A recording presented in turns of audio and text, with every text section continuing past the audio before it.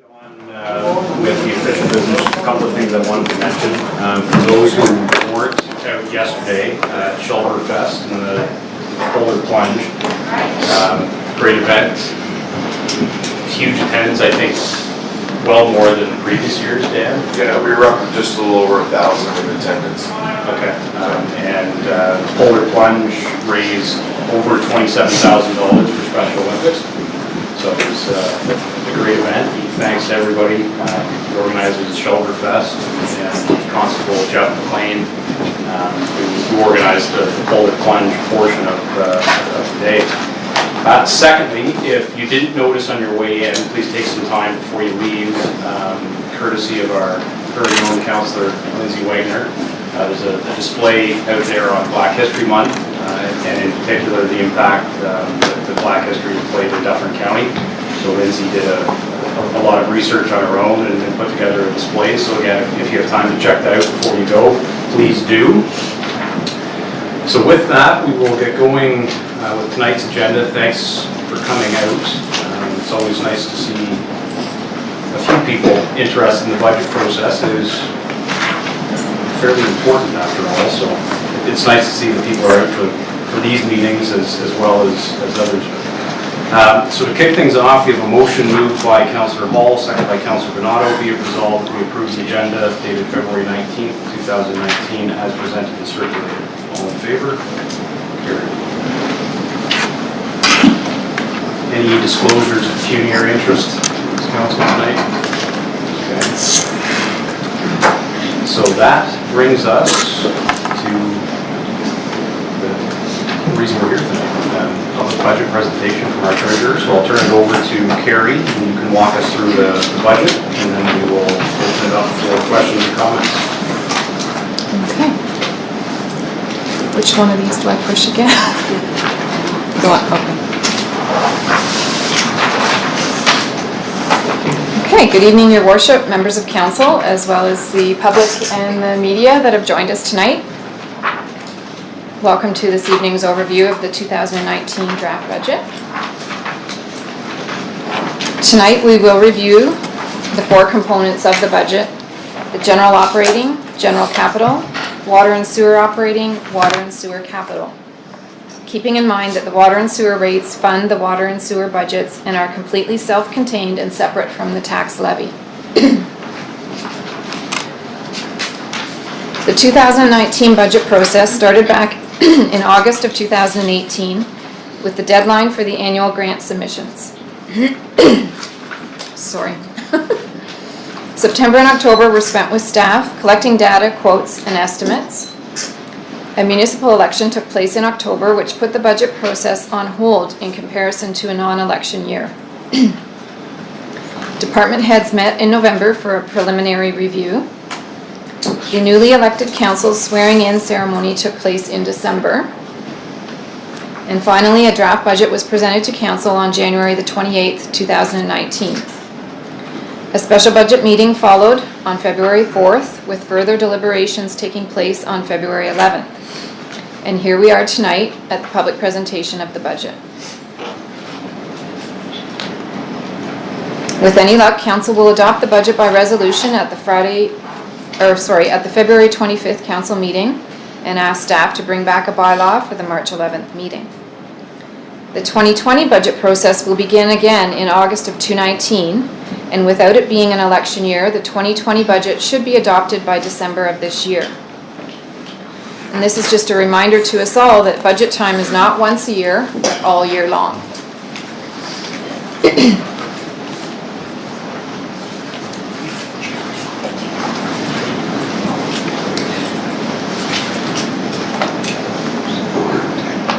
This page summarizes the operating budget with respect to the estimated total expenses and revenues, resulting in the amount of just over $6.9 million to be raised from taxation. The budget before you tonight represents a levy increase of 2.91%, or $196,779 over last year. And this slide sets out how $1 of taxpayers' money is split between the various services the municipality provides. Other protective services includes bylaw enforcement, crossing guards, and conservation.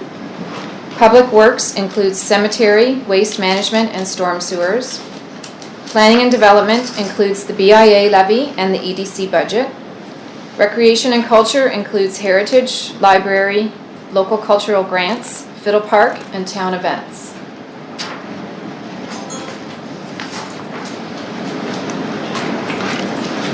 The overall increase in revenue is 6.21%. The portion of the revenues that are attributed to taxation is 2.91%. The taxable assessment increase is 4.96%, and therefore, due to phased-in assessment, the tax rate is actually dropping by 1.62%. The additional revenue over and above taxation are due to increased planning fees, increased cemetery fees, increased park rentals, and increases in transfers from reserves and the cannabis retail implementation grant.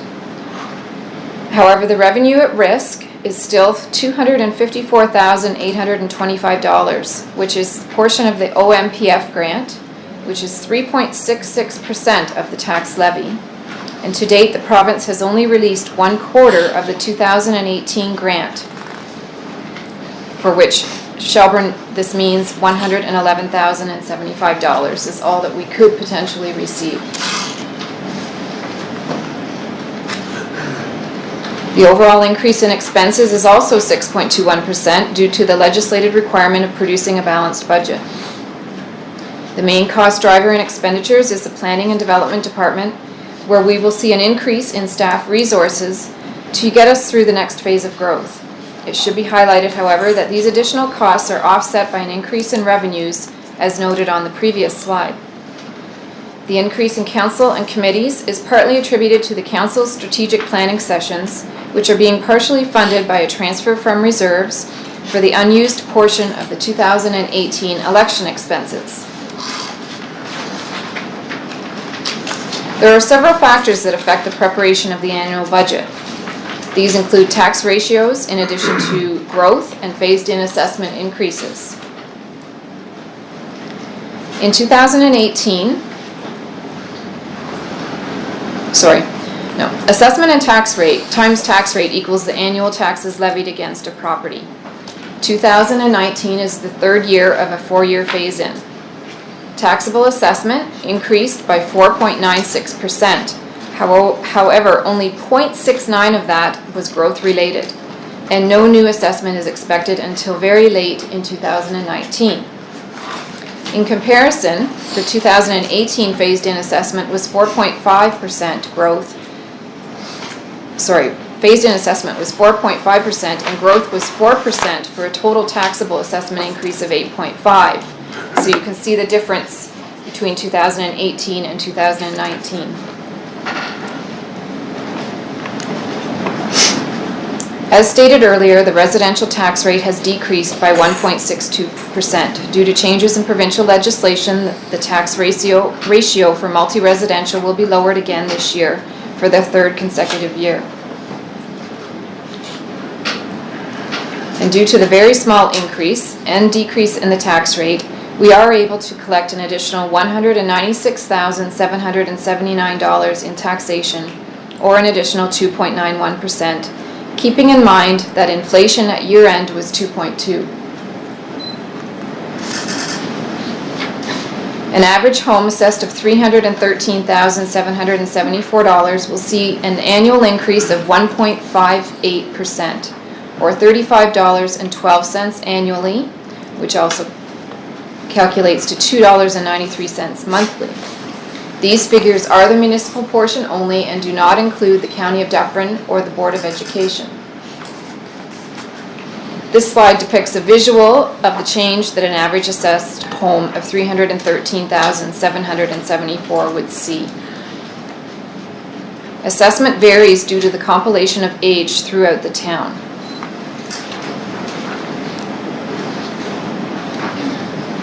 This slide shows the differences between the varying assessments throughout the town and how this budget affects those areas. Phase-in assessment is an attempt to bring assessed values up to current market value. However, you will see that the sale prices are not reflected in the current assessment values of the town. The change in assessment year over year from one property to the next is not the same. It depends on many other variables such as home sales in the area, whether or not you have bought a century-old home in need of repair, or whether you've bought a brand new home in phase 1 of a development, as opposed to phase 6 or 7 in the same development. These fluctuations in assessment are the main cost driver as to what a homeowner will experience in the way of a tax increase. It is important to note that residential assessment makes up 84% of the town's taxable assessment base. And this chart is our 2019 organizational chart for staff. Contracted services for the town include HR services, planning, engineering, and the Ontario Clean Water Agency. In addition, we also contract out IT services, health and safety, and emergency management through the County of Dufferin. The separate boards of police, fire, arena, and library are not shown here. However, if you added up all of the above mentioned, it takes approximately 125 full-time, part-time, and contract personnel to run the town of Shelburne. And this slide details the capital projects for 2019, which total $608,336. Some of these projects include a computer server, new front doors, replacement cruisers, drug roadside testing, asphalt mixed repairs, long-term debt principal payments, a public works truck, a zero-turn mower, and a GPS two-way radio system. This number would be considerably higher if the Connecting Link Grant project was included, as it has been in the last 2 years. This project would be approximately $1.2 million. However, like the OMPF grant, the details of whether or not the Connecting Link grant will be offered this year are still unknown, and we therefore did not include it as a 2019 project. If a grant announcement is made, staff will recommend to council that a third application be made. And as in the past, the general capital budget is mostly funded through grants. In this case, the OCIF formula-based grant and gas tax are used, as well as funding from the province for the drug screening equipment. The next largest area is reserves, and there is nothing being pulled from development charges as there are no DC eligible projects for 2019. It is important to build reserves so that the tax base is less affected by capital projects. Next, we would like to share with you the 2019 draft water and sewer budgets. These budgets are separately supported entirely through water and sewer rates.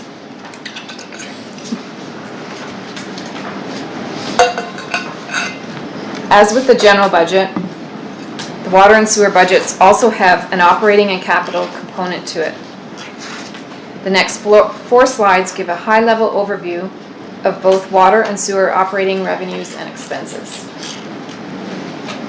In accordance with the water and sewer bylaw, rates are predetermined and are estimated based on usage from the previous year. Through the budget process, staff are suggesting that a water main break reserve be established from a portion of the 2018 surplus. By doing so, we are able to pull those funds set aside in 2018 and use them in 2019 for 2 large water main projects that received bandages in 2017 but need to be repaired properly when they are not an emergency situation.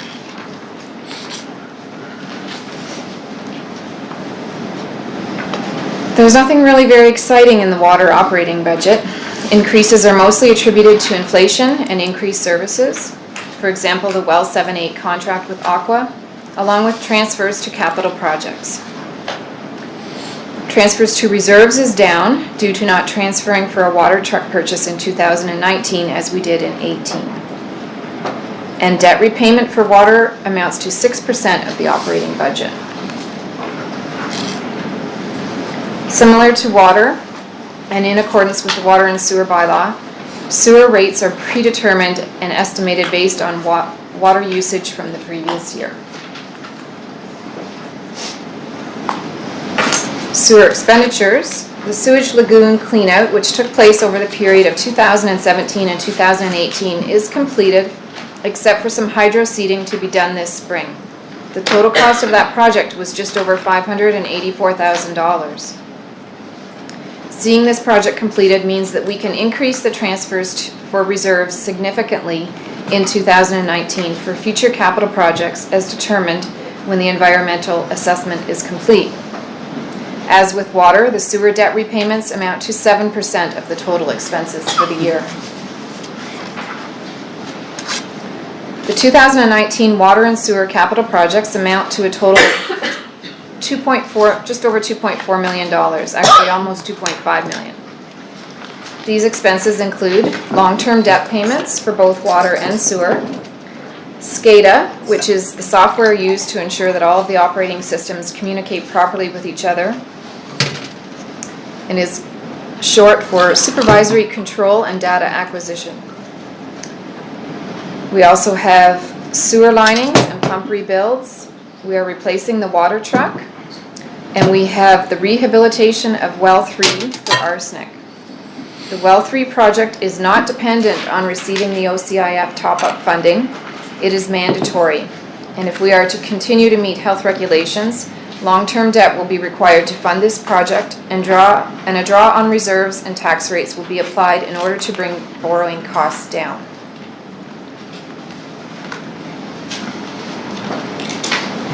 Very little is DC applicable in the water and sewer capital budget. Only long-term debt principal repayments are eligible in this case. And if you were to take Well 3 project out of the equation, the capital projects for water and sewer only total $727,000. The town has 5 debenture loans with Infrastructure Ontario. The outstanding debt at the end of 2019 will be just under $4.9 million. The closest maturing loan is another 7 years out, and the annual repayment of $586,551 represents 22% of our current borrowing capacity. With a household count of 2,898, the current debt per household is $1,681. Debt capacity has always been a question that comes up at budget time, especially when we have so many capital projects on the horizon. The amount of money that the town could still borrow depends on how much is borrowed, the length of term, and the interest rate at the time of debenture. Recent examples during the budget process have shown the following scenarios. If we have to borrow $1.7 million for a 15-year loan for Well 3, that would mean additional debt of $149,922 annually. If we were to borrow a 20-year loan for $6 million to build a new police station, that would mean additional debt of $415,546 annually. If these were added to our existing debt, making our outstanding loans total just over $12 million, we would then be at an annual debt repayment limit of over $1.1 million and would reach 42% of our current annual repayment limit. At a recent meeting of council, staff have recommended that a debt policy be adopted which would prevent the borrowing of funds in excess of 40% of the province's generously high rule of debt capacity being 25% of self-raised revenues. If the budget were approved as is, the following chart shows what the total reserves would be at the end of 2019. Through the closing out of the 2018 year end and the 2019 budget process, staff have taken the approach to be proactive in setting up new reserves and utilizing some existing reserves. New reserves are being established in order to avoid budget fluctuations at times of need. These include an election reserve, an HR reserve, bylaw reserve, and tax stabilization reserve. In the water and sewer department, the same thing is taking place with the establishment of an operating reserve for water main breaks and sewer pump rebuilds. This total reserve number may look impressive. However, our latest report card from the province tells us our reserves are not high enough, and with the pending government transfer payments at risk, we have been told to save aggressively.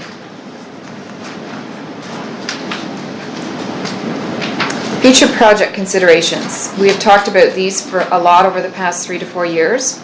Some are due to growth, some are more predominant than others, but they are all essential, and some projects will overlap each other. These include, but are not limited to, future water storage needs, urbanization of several existing roads in town to help correct infiltration, results from the sewer EA study, aging infrastructure and buildings, traffic, transit, police facilities, recreation requests, and the upcoming results of the community improvement plan. These projects are in excess of $20 million. It's easy to see from this slide that we have a long way to go to bring reserves in line with what future needs without incurring additional debt. Not all projects are DC eligible, therefore we can only rely on development charges for previously identified projects through the 2015 DC study. And as mentioned before, we are still experiencing growing pains with the lack of commercial and industrial assessment base. Our next round of assessment growth will occur late in 2019. With 2 new residential subdivisions, we will see another 593 homes with mixed single-family, semi, and townhouse condo-style assessments. If we were to take an average assessment for these dwellings at $375,000, it would mean an additional $1.6 million in revenues, keeping in mind that it would take multiple years for this revenue to be actually recognized in the budget. So in an attempt to end on a positive note, while we are progressing well into the calendar year 2019, looking at the big picture emphasizes that long-term financial planning and financial sustainability are of the utmost importance. In order to achieve sustainability, we need to consider such things as long-term debt, as asset management plans and the upcoming asset management policy, risk management, council's strategic goals and visions, internal controls and service levels, and of equal importance, the building of reserves. And that's it. Thank you. Turn it back to the mayor. Thank you very much. So I think at this point, seeing as though it is a public budget meeting, I'll open the floor up to the gallery, take questions or comments from the public, and then sorry, if you do have a question or a comment, if you could just state your name and your address when you first stand up, we'll record that. And then feel free to offer any comments you have. We'll all jump at once. I'm first. Or yeah. John Gave, 136 Center Street, Shelburne. I was greatly concerned when I seen what a debt load in the town of Shelburne is. At $1,681 per household, that's something over $6 million.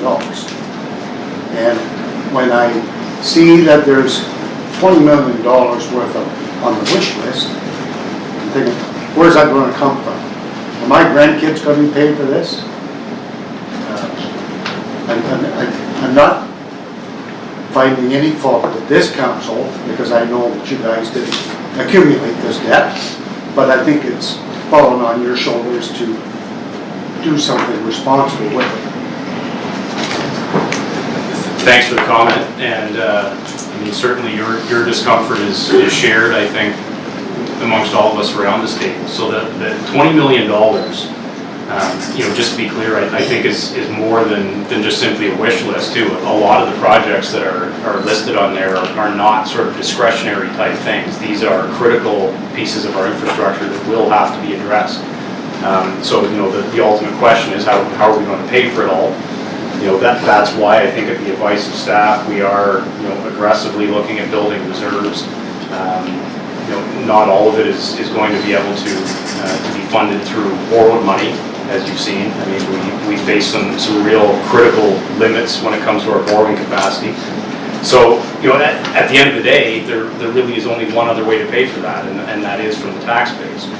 So, the other key element here is 84% of our current tax base is residential.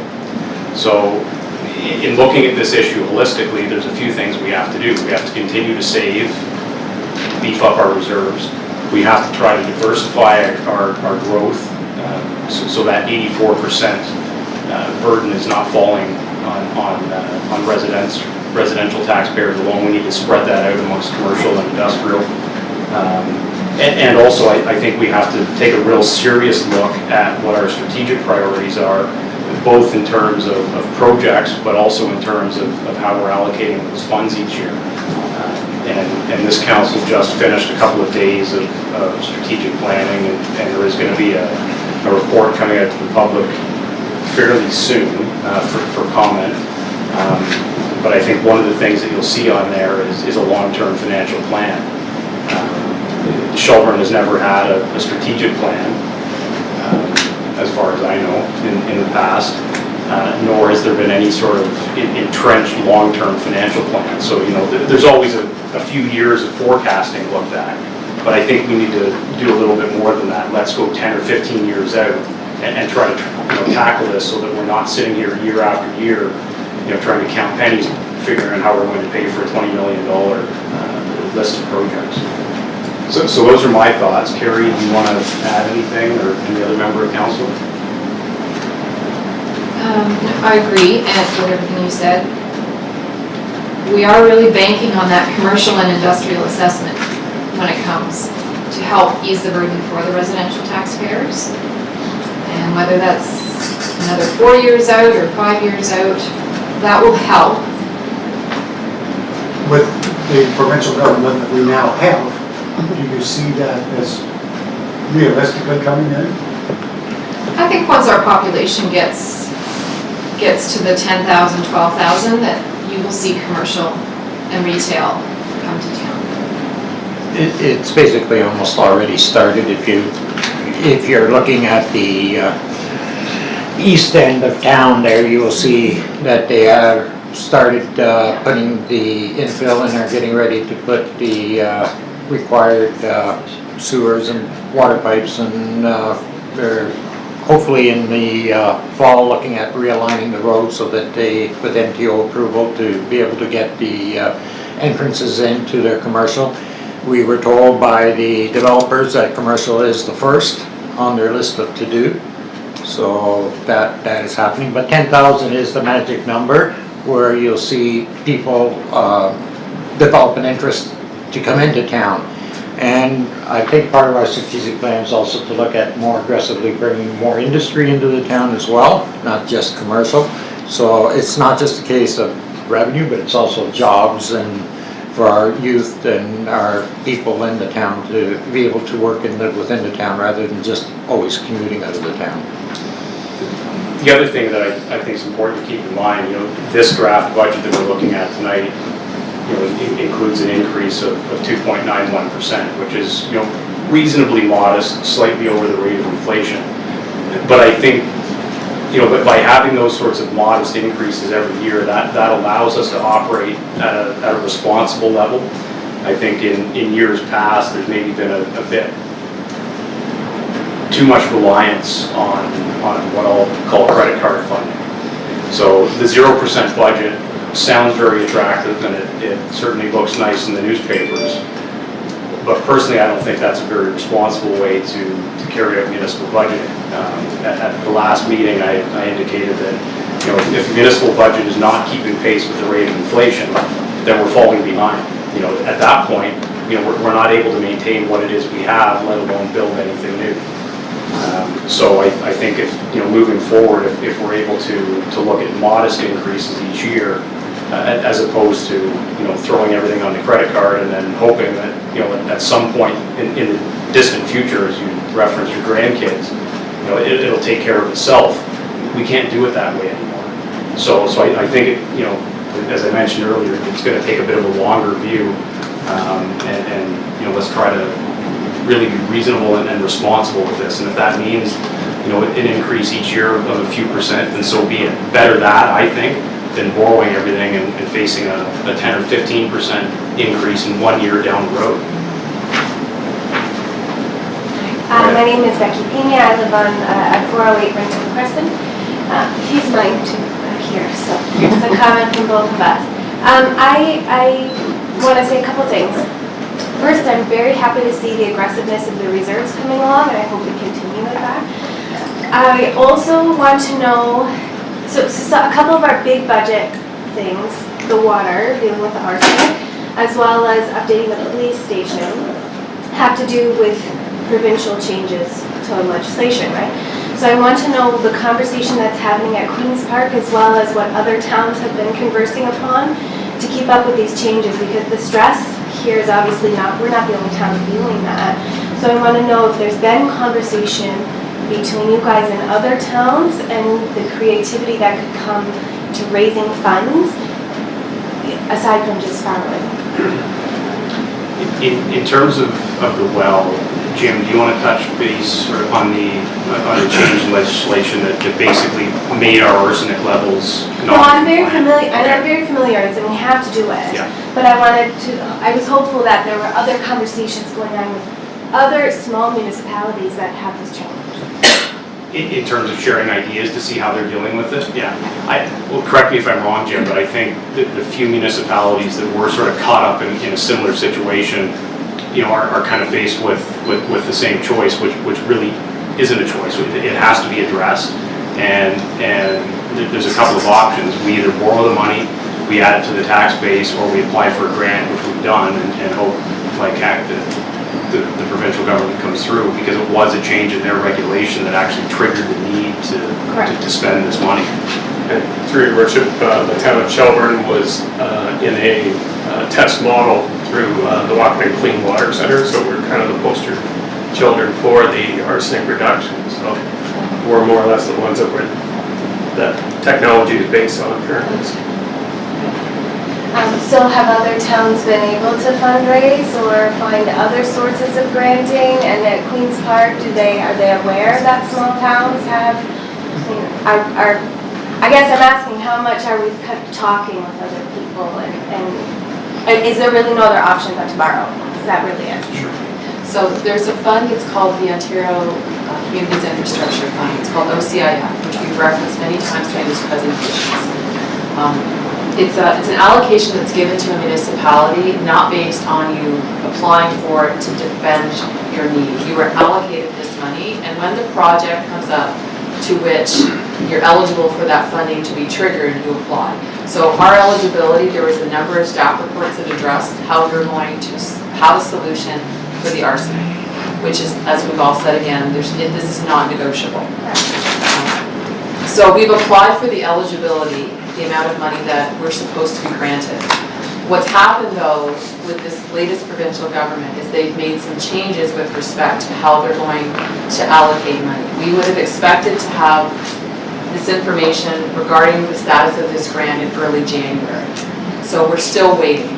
So what we've advised council is that if we don't get our total allocation, which we're expecting is about 1.5 million, of the 1.7, and we did indicate in the staff report that if we got 100% of what we thought, we still had to borrow about $160-something thousand, which we are going to use the water reserve for that. So what we've indicated that because this project is not optional, that the borrowing amount on the worst case scenario is we have to borrow the full $1.7 million. So the treasurer has outlined what the interest impact is that on that borrow, which is not currently included in this draft budget. So there's no wiggle room there. So there's every municipality that is dealing with arsenic is addressing it in a manner that's consistent with whatever their challenge is. Ours is quite significant. So we've put in place a very, I guess, strategic review with our engineering company on how to resolve this. So this isn't fundraising. Literally the only way we are going to fund a project of this magnitude is through taxation, and through taxation requires debt. Because we don't have enough money in our reserves in order to fund this project, which is why we've strategically indicated that strategic financial management needs to be based on a balanced approach, and funding reserves, as you've noted, is really critical, because otherwise you have what we say is the dip and the peak, and you go, and then basically, to the other gentleman's point, if you don't spread that debt over a longer term, somebody's grandchildren are going to get hit with a huge impact when that project is born in a smaller time frame. So hopefully that, so we can't fundraise this money, is what I'm saying. This needs to be funded through either us funding it over a longer term debt, because many generations will be benefiting from that. And how we fund is also driven by the life of the asset. So you traditionally don't borrow money beyond the life of the asset, because then you get into what people probably recognize when they buy a car and they fund it over 7 or 9 years, you have negative equity probably after 4 years. Okay. Yeah, and I think just to emphasize that, you know, when it comes to critical infrastructure, you know, the options are really quite limited. Other things like, you know, sports and rec, cultural, you know, expenses, there's a lot more flexibility when it comes to those sorts of expenditures for different types of grants. But when it comes to critical infrastructure, you know, there really are only a couple of options: taxation, debt, or some limited government grants. Mr. Selby? Alan Selby, 340 Longbow Street. Also treasurer of the county of Dublin. Yeah. Too modest to say that. I'm here as a citizen of Shelburne. How did we do? This is better than I thought. Your increase at 2.9% is lower than what I was expecting. If it was a little higher, I would be okay with that. $3 a month, $35 for the average household for a year. I think it's very reasonable. I was going to mention about OMPF. Have you heard the latest news about OMPF? Just that we're still waiting to be No, told. there was a letter came out last week. Oh, that one. It was That- addressed- It's in here, yeah. Yeah. Yeah, to we're getting heads our of first council. quarter. So apparently, from what I get out of that letter, is that they're not reducing it in 2019. It's staying the same. The way I read it is that it would be following the same line as it has the last couple years, which for us, it has been dropping. The About calculations 78,000 a year, yes. could cause the amount to change. We had that conversations, we were trying to say, was it a glimmer of hope or a glimmer of not hope? And we were riding on the more conservative interpretation that our reduction, as per the original schedule, was going to continue. But we were hoping that it wasn't an accelerated reduction, so it was even more than, because we have not accommodated a further reduction in this draft. So if that happened, we would also have that challenge.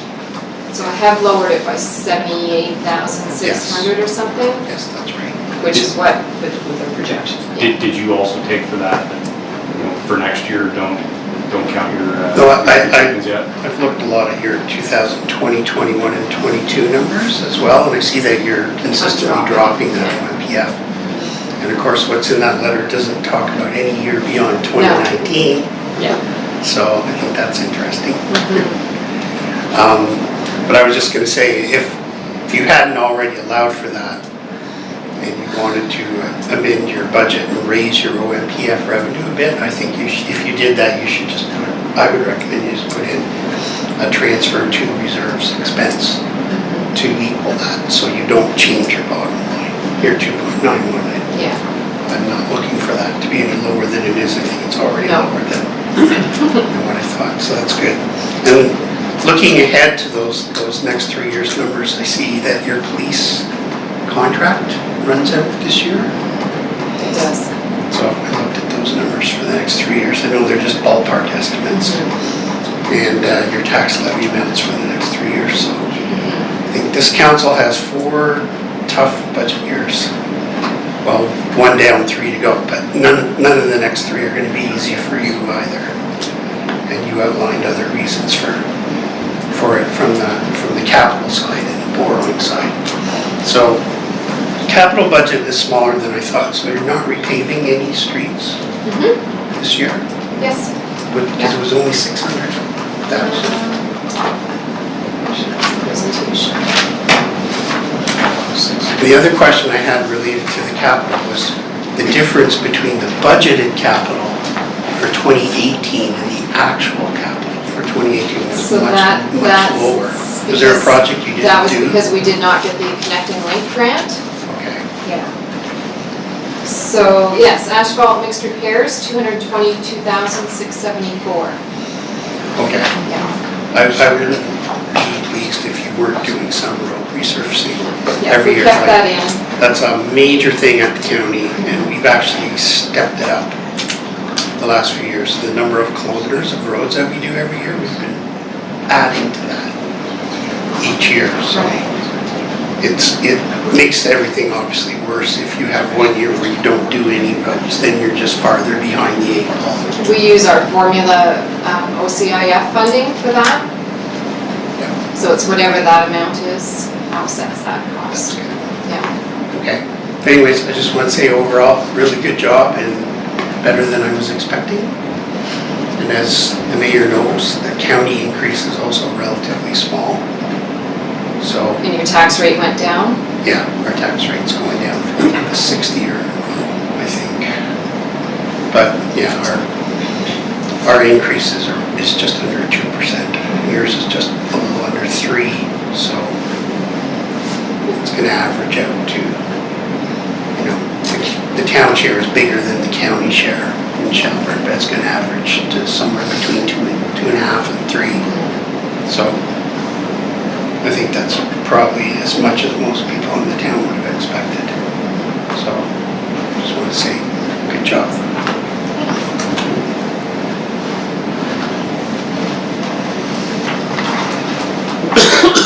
Dan? Dan Sample, 352 Orvis Crescent. Here on behalf of the Shelburne Soccer Club. So, I'm sure you guys all read the email that I sent to every one of you concerned about the money that was set aside 2 years ago and last year for the netting and the new C-can at Brighams Field. The netting would be on Thunder Field to prevent balls of leaving the field like most fields have them. Competition fields have them. So we don't want them entering into their sludge ponds that are right there, which we did lose a few balls last year, and people climbing the fences to get in and get them. So we were just trying to stop that. So that was I guess a verbal agreement with Old Council and the Shelburne Soccer Club that we would do that. We would share that cost. So that wasn't a cost that was going to be burdened on the town 100%. That was going to be a 50% between the club and the town. So when you move those funds from that and move it to a tennis court, I don't see any future of that happening in the next near future, because I don't know where you're going to get $170,000 or $180,000 to build a tennis court out there. So all the Shelburne Soccer Club is asking for that money to come back so we can move forward with that project. We're going to be coming in front of council with the preliminaries, stuff that we've researched and found out to be available local now instead of in the UK, where we started from. So we've actually sourced a company in the US that can supply us with the nets. So we're hoping, and we're trying to keep the cost down. I don't see it won't go past the 10, so we'll be well under the 10, so there'll be money left over. So we'll have all those numbers in the next little bit, but I'm hoping that council will redirect those funds back to the soccer club, because if we don't, then the soccer club's not going to put the money out for those. So it should be a combination between the town and the soccer club that should be funded that way. So I'm hoping you guys will move that money back. Took me a long time to get it there. Thank you. Secondly,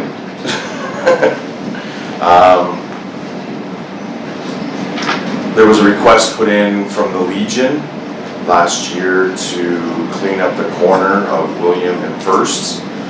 I didn't see anything in there. I just wondered where that would fall, if it fell into any pocket this year that we could remove the sod and lay concrete just to clean it up. So I wasn't sure where that fell. I didn't see a line item in there at all for that. So I'm just wondering if that falls under something other than what I didn't see in the budget. So. And you know what, to be honest, I had forgotten about that, but when you mentioned that, I do remember it was raised last year. Had the Legion asked again for like a cost share on that, was it, do you remember? Well, the idea, yeah, so the idea was that if you could concrete it or whatever it would be to and then the Legion would look after benching it and flowers and everything else that was going. So that was the idea behind it. So you dig it out, pour your concrete, and then the Legion would look after the rest of it. So sort of like a cost sharing, I guess, if you want to call it that way. William and First? This corner. Facing, First then, right? Yeah, it faces First and William. That little strip. So what you have in that corner right now is you have people cutting the corner because there's no real they cut the sidewalk there. So what's happening is that it's getting worn down, getting rutted anyways, so it needs to be cleaned up or something's gonna happen. Somebody's gonna get hurt, someone's gonna trip and fall. They try to keep it as clean as they can and up as they can, but it just deteriorates with the amount of people walking on that corner, so. Would that not fall under our sidewalk budget in that area there? Yeah, we'll have to take a look, but. We'll have to take a look. Do you remember, was there a resolution? There wasn't a resolution for it. Basically what it was is the request came in and then Jennifer said that we were gonna look at it, you guys would look at it for the 2019 budget. So I just wondered where it sat. Yeah, we'll have to follow up on that one, but thanks for mentioning that, because as I say, to be honest, I've forgotten about that, so. Would the Legion be looking at snow removal at that fact as well then, in that corner, or? Yes, they will look after, they do their whole lot now anyways, they look after the snow removal, so they look after that corner too, so. Like some maintenance that way too, in the winter, Yeah. salting and It's whatnot. just hard when you got grass there and mud, you just can't salt it, it's hard to dig it, to control it, right? So, Yeah. the flat surface hard, then they can control it. Makes sense. It'll probably fall under our sidewalk budget. Or asphalt. Originally, the request was to pay it, they were paid. Yeah. Okay. Third? I could stay here all night, you know that, right? I was just wondering, what did go into Parks and Recs this year for a budget line item for improving any of the other parks in town? So I mean, baseball diamonds, all that kind of stuff, so was there a lot of amounts? Just regular maintenance. Just maintenance? So no improvements, so if bleachers or any of that kind of stuff that's required in the fields? Well, if there was another $10,000 for the reserve. Yeah, yes, we did set up to transfer $10,000 annually to recreation Okay. for future projects. Yep. Starting with the 2018 surplus. So we were gonna put 10,000 in 2018, and then that's lines carried through, right through to the next 4 years to start setting aside for capital recreation projects. Okay, so the reason why I'm asking is because I'm working with a lot of the other service clubs right now and trying to figure out what we can do to help raise some money and go maybe in conjunction with the town again into fixing up putting new stuff into the parks to make it better and safer for everybody, so. So at our last meeting, we just formally created the Parks and Rec Task Force, which calls for members from each of the service clubs. So that's kind of the rationale for that group. Let's get everybody around the table together. Figure out what the listed priorities are when it comes to Parks and Rec, who wants to be responsible for what, how we can share some of the burdens. So glad to hear that there's some similar thinking from the service clubs too, so. Yeah. Okay. Yeah, my fourth item is just a general comment. Just because when I did sit on council for the last 4 years, I knew this year and probably the next 3 years are going to be a tough term for the councilors and the mayor. So we recognized that last year, and I think you guys did well. And just keep it up. It's going in the right direction. So Thank you, sir. Appreciate that. Any other questions or comments from the public? No? Okay. Any from council?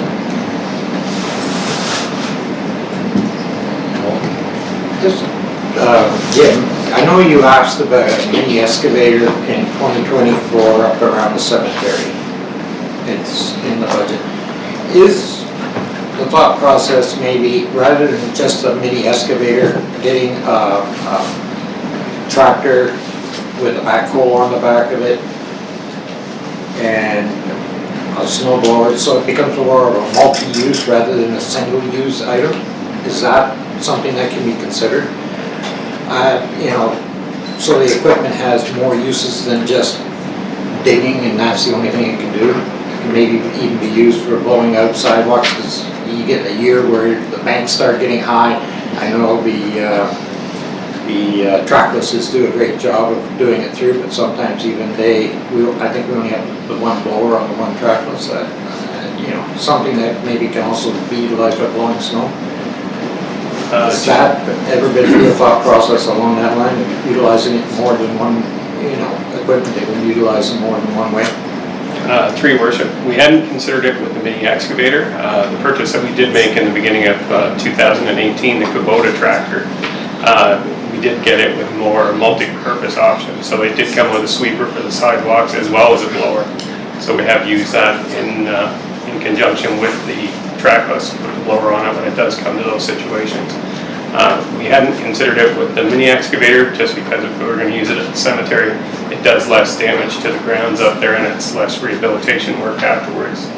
We do have a large backhoe as it is right now, so outside of that we have to rent it if we want to keep the damage down. So I was thinking of something somewhere in the way of a tractor, but with a backhoe on the back of it, which would do less damage, but can be utilized the same way you're talking about the other tractor. I was thinking along those lines there, because a mini excavator still has some weight on it. It is going to do some damage to the ground, but that's why I was thinking along that terminology. yeah, through your worship, I've personally found in my past that the rubber tracked excavators do less damage. And like I said, we do have that other piece of equipment as it is, the Kubota. So we haven't really considered that. We were looking at trading in. We do have two backhoes and trading the one backhoe 2007 in on this piece of equipment at the same time. So that would leave us with one full size, the Kubota with the multi-attachments and the mini excavator as well.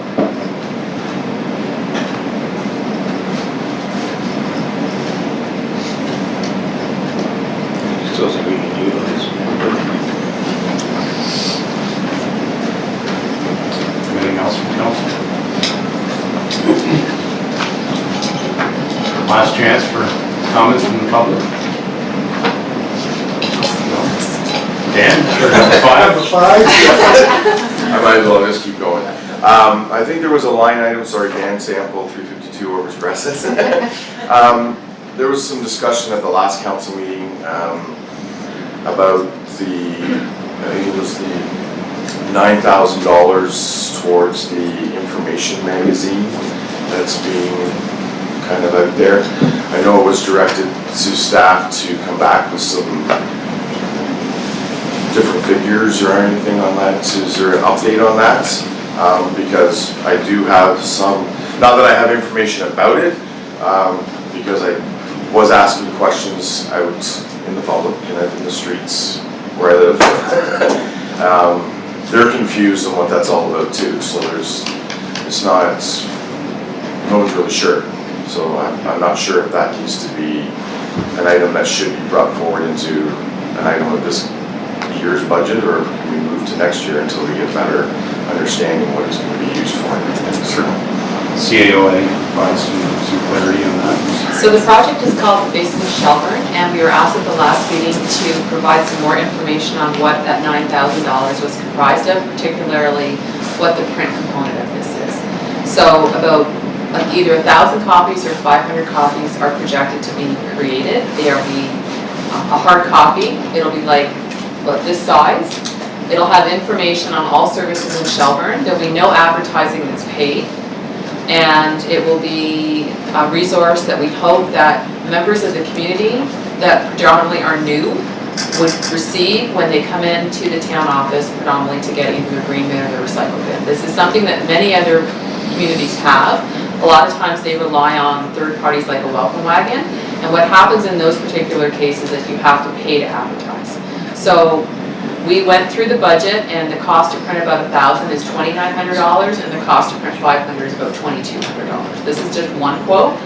As staff, we feel that that outreach, given that we have significant new development coming into our community, many members of those communities are coming from other communities who don't have a lot of knowledge, not only about what Shelburne offers, but what is in Dufferin County. So we anticipate that this could be a 2-year project for print, and then after that, we could become predominantly just a digital platform. But the majority of the cost is the design, the photography, and everything else to create the resource, whether it's an online application or whether it's a print. And this was a hybrid approach. As staff, we feel that there are still many people that benefit from a resource that's a hard copy, and that can be, evolved out over time. So that was the background in terms of why that product was being created. And again, we thought it was really important to not limit the presence of the listings to paid advertising. We also thought that all businesses that register will benefit from this, and it's also a bit of an incentive for business to also make sure they get their license and register for inclusion. So that's about as much as we can provide right now. It's a project with the Economic Development Committee in terms of vision, and it's a resource that we know other communities have used, whether they use it as a community profile for an economic development incentive, a marketing tool, or as some places have a guide. It's a good resource in our opinion. So if it was eliminated, the savings would be just under $3,000 of a $9,000 budget. But your $9,000 budget is hitting, you're just saying you're printing. No, so the project is more than just a printed resource. There's also going to be video, there's also going to be the web information, the resource. So it is going to be a multi-pronged tool. The exact information that's hard copy will also be online. But we're saying that not everybody is going to utilize that interface with us for the first time as an online application. Our other challenge is that our website is under a rebuild, and it'll probably late March, early April, even May, in order for that tool to be up to speed. We believe as staff that this is a really good resource for people. Some people still like a hard copy of something, and again, it's designed for the new member of our community, of which we will have many when these 2 new subdivisions are built out. So the building piece of it is the chunk of the money. So when you go to print 500 copies. 4,000. Yes, the incremental difference between printing 500 and 1,000 is marginal. Right. And as I just mentioned, the cost to print 1,000 is just under $3,000 of the $9,000 budget. And I think that was Councillor Fegan's question at the last meeting, was, if we eliminate the print portion of this and just have it as a web-based resource, are we going to, save significantly on that? The answer seems to be no. So whether we print a few or we print. If you don't do the project, you Yeah, save sure. $9,000, but that would be sort of inconsistent with what we are trying to do, I believe, in terms of outreach and engagement and being more inclusive of the information that we're providing. And we've also said that we are trying to really work with increasing the profile of Shelburne within the community and not assuming everybody knows what is being provided in terms of services. Well, and I think too, there will be a return on investment from an economic point of view too. Because there are still new residents that I talk to that have been here for a year and aren't aware of the stores and the retail amenities that are here, because they're used to still shopping wherever they work. If we can showcase some of the retail amenities that we have right here at home, hopefully they'll start to patronize them and shop more locally. So hopefully it'll pay off for our business community too.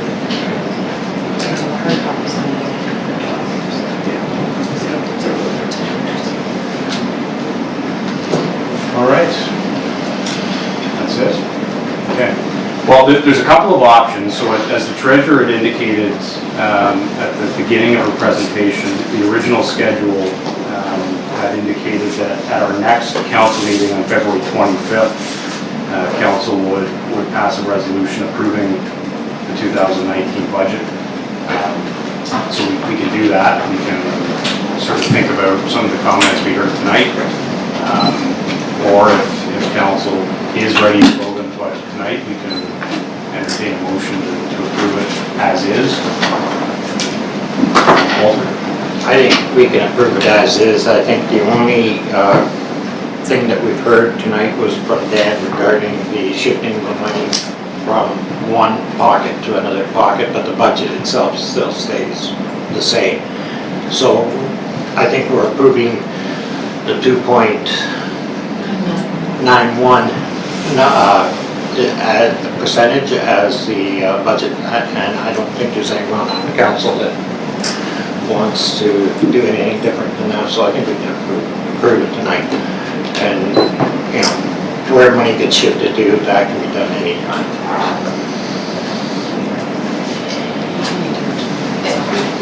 Yeah. You would second that? Yep. Okay. All right. So I do have a motion moved by Councillor Bernardo, seconded by Councillor Wagner. Be it resolved that the 2019 municipal budget be approved and that the treasurer be directed to bring forth a bylaw to adopt the 2019 municipal budget as amended through discussions and deliberations held February 4th, 11th, and 19th, 2019. Any further questions or comments on the motion? All in favor? Carried.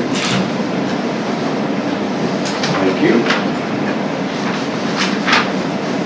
A motion moved by Councillor Bernardo, seconded by Councillor Hall. Be it resolved that leave be given for the reading and enacting of bylaw number 2019. Number 12-2019, being a bylaw to confirm certain proceedings of the Council of the Corporation of the Town of Shelburne for its special council meeting held February 19th, 2019. All in favor? Carried. And finally, moved by Councillor Hall, seconded by Councillor Bernardo, be it resolved that we now adjourn to meet the call of the mayor. All in favor? Carried. Thank you all.